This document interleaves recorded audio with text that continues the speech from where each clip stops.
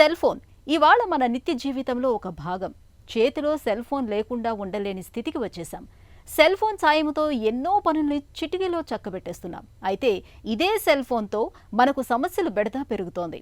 ముఖ్యంగా గంటల తరబడి సెల్ ఫోన్లలో మాట్లాడటం, పాటలు వినడం అనే అలవాటు చెవిలో మోతల్ని, శబ్దాల్ని తెచ్చిపెట్టే టినిటస్ సమస్యకు కారణమవుతుందని అంటున్నారు నిపుణులు. సెల్ ఫోన్ వాడకంతో తలెత్తే చెవిలో మోతలకు మన సంప్రదాయ వైద్యం ఆయుర్వేదం చెబుతున్న చికిత్సలు, పరిష్కార మార్గాల గురించి ఇప్పుడు తెలుసుకుందాం.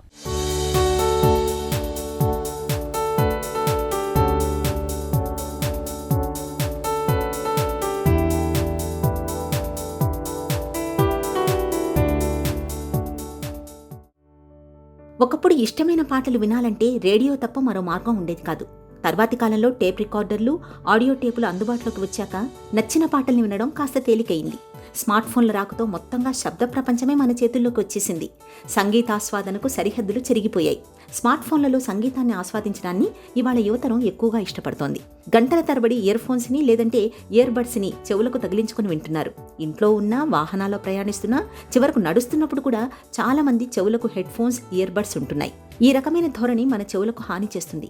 విరామం లేకుండా నిరంతరాయంగా ధ్వనుల్ని, శబ్దాల్ని వినడం వల్ల వినికిడి తగ్గడంతో పాటు చెవిలో మోతలు, శబ్దాలనేవి సమస్యగా మారతాయని హెచ్చరిస్తున్నారు నిపుణులు. టినిటస్ అంటే కర్ణనాదము లేకపోతే చెవిలో హోరు అనే సమస్య రావడానికి చాలా రకాలైన కారణాలు ఉంటాయి. అంటే కొంతమంది వృత్తిపరంగా కొన్ని ప్రాంతాల్లో పనిచేసినప్పుడు అధికంగా సౌండ్స్ విన్నప్పుడు వాళ్ళకి ఆ యొక్క సౌండ్ వైబ్రేషన్ వల్ల బ్రెయిన్లో రకరకాలైన మార్పులు ఏర్పడి వాళ్ళకి ఆ చెవిలో హోరు రావడానికి అవకాశం ఉంటుంది. ఈరోజు చూస్తుంటే కనుక చిన్న పిల్లల దగ్గర నుంచి కూడా ఈ యొక్క అంటే డైరెక్ట్ వాళ్ళకి సౌండ్ ఫోన్ డైరెక్ట్ మాట్లాడకుండా చెవిలో పరికరాలు పెట్టుకుని మేనేజ్ చేస్తున్నారు. ఒకటి వృత్తిపరంగా ఉంటుంది.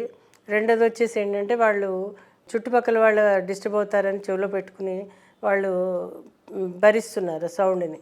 దాన్ని భరిస్తున్నారనే చెప్పచ్చు. ఎందువల్లనంటే దీనివల్ల బ్రెయిన్కి ఎఫెక్ట్ అవ్వడానికి అవకాశం ఉంటుంది. ఎందువల్లంటే వాడు డిస్క్లైమర్ అని చెప్తాడు వాడు మొబైల్లో లాస్ట్కి ఫోన్ ఫీచర్స్లో.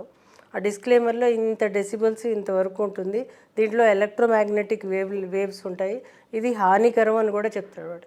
ఇది మంచిది కాదని కూడా చెప్తాడు. కాకపోతే మనకు తెలియకుండా మనం వాటిని వాడుతున్నాం. ఈరోజు ఫోన్ వాడడం అత్యధికంగా అయిపోయింది కాబట్టి, తప్పని పరిస్థితి కాబట్టి దీనిని జాగ్రత్తగా దూరంగా పెట్టుకుని లేకపోతే ఆన్ చేసి సౌండ్ ఏదైతే వస్తున్నప్పుడు స్పీకర్ ఆన్ చేసి వినడం లాంటిది చేయాలి. అప్పుడు ఏమవుతుందంటే మనం ఒక్కసారి సౌండ్ ఒక వేవ్ లెంత్ నుంచి ఇంకో వేవ్ లెంత్ వెళ్ళినప్పుడు కన్ఫ్యూషన్ వచ్చినప్పుడు సౌండ్స్ రావడం అనేది వస్తుంది. అది దీర్ఘంగా ఉంటాయి. సుమారు 3-6 సంవత్సరం ఉందంటే తగ్గడానికి చాలా కష్టం అది. కాబట్టి స్టార్టింగ్ స్టేజ్లో కనుక ఈ సమస్య వచ్చినప్పుడు డాక్టర్ని కన్సల్ట్ చేయడం, అలాగే ఏదైతే పరికరాలు ఉన్నాయో అవి అవాయిడ్ చేయడం, అలాగే ఇండస్ట్రియల్ ఏరియాస్లో ఉన్నప్పుడు వాళ్ళకి చెవులకి ఏదైనా కాటన్ లాంటిది పెట్టుకోవడం, తలస్నానాలు లాంటివి చేసినప్పుడు కూడా సరే కాటన్ లాంటిది పెట్టుకోవాలి. ఇది కాకుండా కొన్ని చిన్న చిన్న ఎక్సర్సైజెస్ అంటే పూరణం అంటాం మేము, అంటే ముక్కు బిగదీసి చెవి నుంచి గాలి వదలడం అనేది, అది కొన్ని యోగాసనాల్లో కూడా చెప్తారు. అవి చేయడం ద్వారా కూడా వీళ్ళకి ఈ యొక్క టినిటస్ తగ్గడానికి అవకాశం ఉంటుంది. ఎందుకంటే ఆ ఇంటర్నల్ ఏవైతే కాక్లియా అని ఇతరత్ర ఏవైతే ఆ 3 బోన్స్ ఏవైతే ఉంటాయో అవి కూడా ఒక్కొక్కసారి వీకెన్ అవుతాయి. అందులో సెల్స్ కూడా వీకెన్ అవుతాయి. అవి మళ్ళీ రిజ్యుమినేట్ అవ్వడానికి మనం చేసే ఈ యొక్క బ్రీతింగ్ ఎక్సర్సైజెస్ హెల్ప్ చేస్తాయి అన్నమాట. ఇది కాకుండా కొన్ని ఆక్యుపంక్చర్ లాంటివి కూడా ఉంటాయి. అవి జస్ట్ వాటిని ఆ యొక్క ఏరియాస్ని వాళ్ళు టచ్ చేయడం ద్వారా, అంటే చేతుల ద్వారా టచ్ చేయడం కానీ కొన్ని ప్రెషర్ పాయింట్స్ని టచ్ చేయడం ద్వారా కూడా వీళ్ళకి టినిటస్ తగ్గడానికి అవకాశం ఉంటుంది. గణగణమనే గంట శబ్దం అనుక్షణం మన చెవుల్లో మారుమ్రోగుతూ వినిపిస్తుంటే ఆ బాధ దుర్భరం, ఆ వేదన నరకప్రాయం. చెవుల్లో శబ్దాలనేవి కందిరీగ రొదల, సముద్రపు హోరులా, టిక్ టిక్ మనే గడియారపు ములులా, హిస్మని బుసకొడుతున్నట్లుగా, దూరంగా ఎక్కడో బోరు వేస్తున్నట్లుగా, ఇలా రకరకాలుగా ఉండొచ్చు. చెవుల్లో ఇలా హోరుమనే శబ్దాల మూలంగా ఏ పని మీద మనసు పెట్టలేం. ఒకటే చిరాకు, విసుగు, అసహనంతో మొత్తంగా జీవితంలో ప్రశాంతతే కరవైపోతుంది. చెవిలో మోతల్ని ఆయుర్వేదం కర్ణనాదమని పిలుస్తుంది. చెవిలో మోతలు శబ్దాలతో బాధపడుతున్నప్పుడు సాధ్యమైనంత వరకు మొబైల్ వాడకాన్ని తగ్గించాలి. అలాగే జీవనశైలి, ఆహార విహారాల్లో తగిన జాగ్రత్తలు తీసుకోవాలి. ముఖ్యంగా వంటల్లో ఉప్పు వాడకాన్ని తగ్గించాలి. ఇక నిత్యం 2-3 చుక్కల ఆవ లేదా ఆలివ్ నూనె లేదంటే 2-3 చుక్కల వెల్లుల్లి రసాన్ని చెవిలో వేస్తుంటే హోరుమనే శబ్దాలు తగ్గే అవకాశం ఉంటుంది. బిల్వాది తైలం, క్షార తైలం, హింగ్వాది తైలాలను తరచుగా చెవుల్లోకి చుక్కల మందులాగా వాడుకుంటే చెవిలో మోతలు శబ్దాలు క్రమంగా తగ్గుముఖం పడతాయి. చిట్కాల విషయానికి వచ్చేసరికి కొన్ని రకాలైన ఔషధాలు, ముఖ్యంగా అశ్వగంధ లాంటివి తీసుకుంటే కొంతవరకు హెల్ప్ చేస్తుంది. సుమారు 1/4 టీ స్పూన్ రోజు పొద్దున్న సాయంత్రం తీసుకుంటే, పాలతో కలిపి తీసుకుంటే కొంతవరకు సహాయపడుతుంది. ఇది కాకుండా ఏంటంటే ఇప్ప పూలు అనేవి మనకి దొరుకుతూ ఉంటాయి. కొన్ని ప్రాంతాల వాళ్ళు అడిగితే వాళ్ళు తీసుకొచ్చి ఇస్తారు, లేదా ఆన్లైన్లో కూడా దొరుకుతాయి. ఆ ఇప్ప పూలను ఏం చేయాలంటే కొంచెము నువ్వుల నూనెలో కలిపి వేడి చేయాలి. వేడి చేసి కాటన్లో ముంచి చెవిలో పెట్టుకుంటే కనుక కొంతవరకు అది హెల్ప్ చేయడానికి అవకాశం ఉంటుంది. ఇది కాకుండా అంటే రేలా అనేది ఔషధం దొరుకుతుంది. ఆ రేలా ఔషధాన్ని కూడా కషాయంగా కాచి పొద్దున 1 చెంచాడు, సాయంత్రం 1 చెంచాడు తీసుకుంటే కూడా కొంతవరకు సహాయపడుతూ ఉంటుంది. ఇది కాకుండా ఏంటంటే వీళ్ళకి మనకి నువ్వుల నూనె యాజ్ ఇట్ ఈజ్ దొరుకుతుంది మనకి. దాన్ని కొంచెం కాచి అందులో వెల్లుల్లిపాయలు కొంచెం ఒక కచ్చపచ్చగా దంచేసి వాటిని వేసి కాస్త వేడి చేసి అందులో కొంచెం కాటన్ పెట్టి అది చెవిలో జస్ట్ ఒక ఫ్యూ మినిట్స్ పెట్టుకుంటే కనుక కొంతవరకు అంటే ఏదైనా వాపు కానీ ఏదైనా ఉంటే, ఎందుకంటే ఒక్కోసారి ఏమవుతుందంటే ఇన్ఫ్లమేటరీ కండిషన్స్ ఏర్పడుతూ ఉంటాయి. అంటే లోపల టిష్యూస్, లోపల ఉండే బోన్స్ లేదా అంటే లోపల ఉండే సాఫ్ట్ టిష్యూస్ అవి కూడా ఒకసారి వాస్తాయి.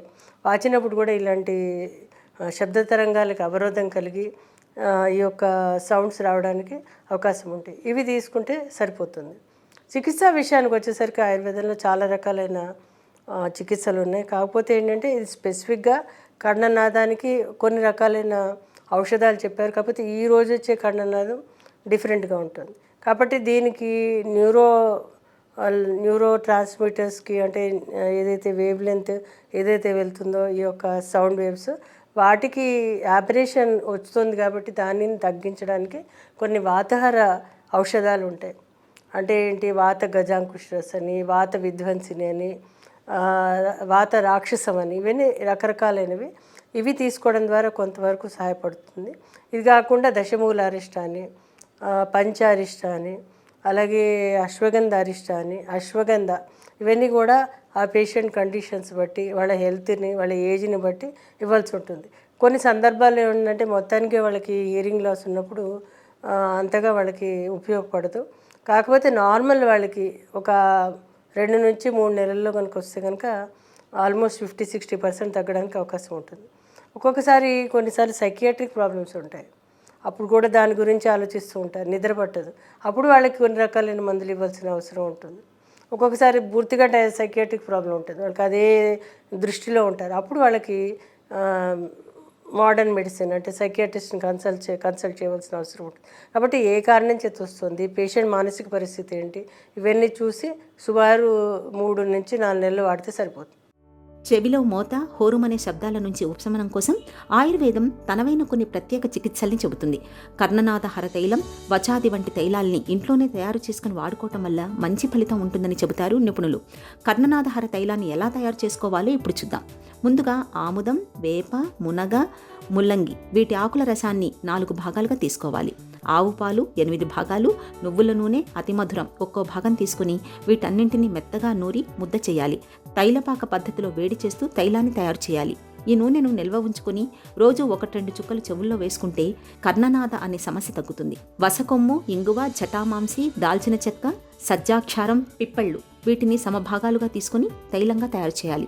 తరచుగా 2-3 చుక్కల తైలాన్ని చెవుల్లో వేసుకుంటూ ఉంటే చెవుల్లో మోతలు తగ్గుతాయి. ఇక చెవుల్లో శబ్దాలు ఎంతకీ తగ్గనప్పుడు నిపుణుల పర్యవేక్షణలో వాత చింతామణి రసం, మహావాత విధ్వంసని రసం, మహాలక్ష్మి విలాస రసం, లశునాది వట్టి వంటి ఔషధాలను నిపుణుల పర్యవేక్షణలో కొంతకాలం వాడుకుంటే మంచి ఫలితం ఉంటుంది.